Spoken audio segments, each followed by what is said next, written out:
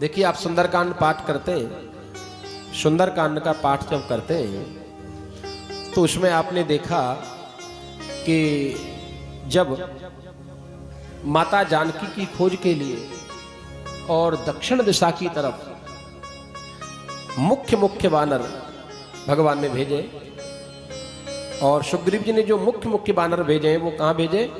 दक्षिण दिशा की तरफ। और वहां जब संपाति मिलता है और वहां समुद्र के किनारे जब बताता है कि सीता जी को तो मैं देख रहा हूं, वो तो लंका में रावण लेकर के गया है, वो सब हाल बताया, पूरा पता।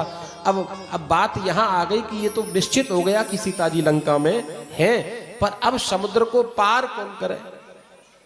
अब तो महाराज वहां कोई कहे कि मैं तो 10 योजन पार कर सकता हूं, कोई बंदर बोला कि मैं तो 20 योजन जा सकता हूं, कोई बंदर बोला साहब 50 योजन तो मैं भी जा सकता हूं, किसी ने कहा मैं 80 योजन जा सकता हूं, पर समुद्र तो 100 योजन 100 योजन का। अब बाद में अंगद जी बोले, अंगद कहीं जाऊं मैं पारा, और जिय संशय कछु फिरती बारा। अंगद जी बोले मैं चला तो जाऊंगा पर लौटने में संशय है। अब भैया जो लौट के ही ना आए तो फिर फायदा क्या? पर हनुमान जी शांत खड़े, हनुमान जी शांत खड़े हैं। और हनुमान जी कौन है? ज्ञानी नामग्रगण्यम बुद्धिमताम वरिष्ठम अतुलित बल धामम। बल के तो धाम है हनुमान जी, पर शांत खड़े। अच्छा, आप देखना, जोश उसी को ज्यादा आता है जो कमजोर होता है। जो बलवान होता है उसे कम जोश आता है, और जितना कमजोर होगा उसी को उतना ही ज्यादा क्रोध आएगा, जोश आएगा। हनुमान जी शांत खड़े हैं। जब जामवंत जी ने कहा का चुप साध रहु बलवाना, कहे रीच पति सुन हनुमाना, का चुप साध रहु बलवाना। हनुमान जी फिर भी चुप ही रहे, बोले नहीं।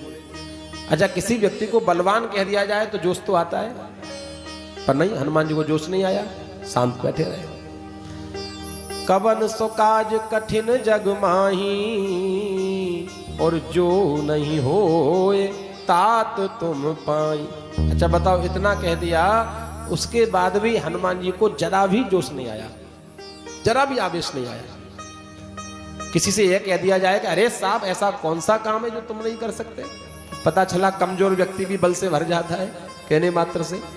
पर इतने पे भी हनुमान जी चुप बैठे रहे। बोले हो सकता है पिताजी की शायद कोई बड़ाई की जाए तो उससे जोश आ जाए। पवन तनय बल पवन समाना, और बुद्धि विवेक विज्ञान निधाना। अब तो पवन तनय है, और पवन का तो वेग बड़ा प्रचंड रहता है। पिताजी की भी याद दिलाई, लेकिन फिर भी चुप बैठे रहे। और जब ये कहा कि राम काज लग तब अवतारा, तो महाराज सुनतई भयउ पर्वताकारा। एकदम हनुमान जी पर्वताकार हो गए। सिंहनाद कर बारही बारा, लीलही नागो जल ने दिखारा। सहित सहाय राम नहीं मारी, आनो यहाँ त्रिकूट उपारी। कहो अब मैं क्या करूं? अब जो समस्या उलझ रही थी वो समस्या का निदान होने वाला है। हनुमान जी बोले बताओ क्या करूं? सिंहनाद, जोर से सिंहनाद किया, और आप कहो तो मैं जिस त्रिकूट पर्वत पर लंका बसी हुई है, मैं आना यहाँ त्रिकूट, उस त्रिकूट पर्वत को ही उखाड़ करके यहां ले आऊं, समझौता यही कर लेना।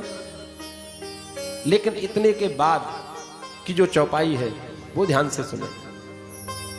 अच्छा, हनुमान जी को इतना आवेश आ गया कि पर्वताकार हो गए, सिंहनाद करने लगे, और त्रिकूट पर्वत को मैं उखाड़ कर ले आऊंगा, ये बात कह दी। उसके बाद भी ज्ञानी नामक ग्रगण्य में है हनुमान जी। क्या कहा? जामवंत में पूछूं तो ही, और उचित सिखावन दीजहु मोहि। यही तो ज्ञान है, ये ज्ञान की पराकाष्ठा है कि बल है, बुद्धि है, ज्ञान है, लेकिन उसके बाद पूछ किससे रहे, सलाह किसकी ले रहे?